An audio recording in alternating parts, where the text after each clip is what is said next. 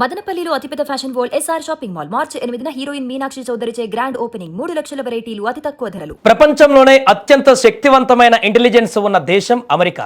ఏ దేశంలో చీమ చిటుక్కుమన్నా పసిగట్టేటువంటి సత్తా ఉన్న అగ్రరాజ్యం అది. కానీ ఆ అమెరికా కళ్ళుగప్పి ఏకంగా మోసం చేసి ఇజ్రాయెల్ ఒక అత్యంత రహస్యమైన అణు రియాక్టర్ను నిర్మించింది. ఇదే ఇజ్రాయెల్ అణు కార్యక్రమానికి అసలైన గుండెకాయ. దశాబ్దాల పాటు ప్రపంచానికి తెలియకుండా ఇజ్రాయెల్ దాచిన ఆ సీక్రెట్ వెపన్ ఫ్యాక్టరీ ఇప్పుడు ఇరాన్ దేశానికి ప్రైమ్ టార్గెట్గా మారింది. మిడిల్ ఈస్ట్లో ఇప్పుడు వినిపిస్తున్న అతిపెద్ద భయం, ఇజ్రాయెల్ అణు రియాక్టర్ పైన ఇరాన్ దాడి చేయబోతుందా? అసలు ఫ్రాన్స్ సాయంతో అగ్రరాజ్యాన్నే బురిడి కొట్టించి ఇజ్రాయెల్ కట్టిన ఆ కేంద్రం కదేంటి? ఆ సీక్రెట్ అణు కేంద్రం పేరు డిమోనో. నెగెవ్ ఎడారిలో అత్యంత రహస్యంగా ఉన్న ఈ రియాక్టర్ను ఇజ్రాయెల్ దొంగచాటుగా ఫ్రాన్స్ సాయంతో నిర్మించింది. 1950ల చివరిలో దీని నిర్మాణం మొదలైంది. అయితే ఈ విషయం అమెరికాకు తెలిస్తే తమ ప్లాన్ మొత్తం నాశనం అవుతుందని ఇజ్రాయెల్ ఒక పెద్ద నాటకం ఆడింది. ఇది న్యూక్లియర్ ఫెసిలిటీ అని ఎవరికీ అనుమానం రాకుండా అది కేవలం ఒక టెక్స్టైల్ ఫ్యాక్టరీ అని, మరికొన్నిసార్లు మెటలర్జికల్ రీసెర్చ్ సెంటర్ అని అమెరికాను మాయమాటలు చెప్పింది. అమెరికా తనిఖీలు అధికారులు వచ్చినప్పుడు కూడా ఫేక్ గోడలు, తప్పుడు కంట్రోల్ రూమ్లు చూపించి వారిని నమ్మించింది.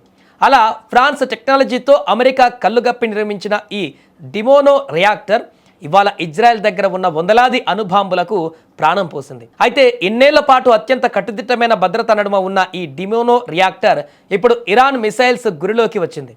ఇజ్రాయెల్ ఇరాన్ మధ్య ప్రస్తుతం పచ్చగడ్డి వేస్తే బగ్గుమనేటువంటి వాతావరణం ఉంది.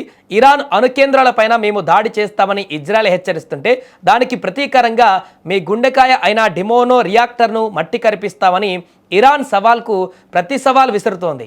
ఇరాన్ దగ్గర ఉన్న అత్యాధునిక బాలిస్టిక్ క్షిపణులు డిమోను ఖచ్చితంగా టార్గెట్ చేయగల సామర్థ్యం ఉన్నవే. ఒకవేళ ఇరాన్ నిజంగానే ఆ అణు రియాక్టర్ పైన దాడి చేస్తే అది కేవలం ఆ రెండు దేశాలకే కాదు, మొత్తం ప్రపంచానికి అతిపెద్ద ముప్పుగా మారుతుంది. ఆ రేడియేషన్ ప్రభావంతో ఆసియా, యూరోప్ దేశాలు కూడా తీవ్రంగా నష్టపోతాయి.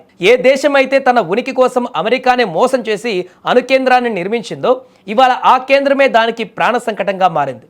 ఇజ్రాయెల్ అణుస్థావరాలపైన దాడి చేసే సాహసం ఇరాన్ చేస్తుందా, లేక ఇదంతా కేవలం ఒక మైండ్ గేమా? రాబోయే రోజులలో మిడిల్ ఈస్ట్లో జరగబోయే పరిణామాలు ప్రపంచ భవిష్యత్తును డిసైడ్ చేయబోతున్నాయి.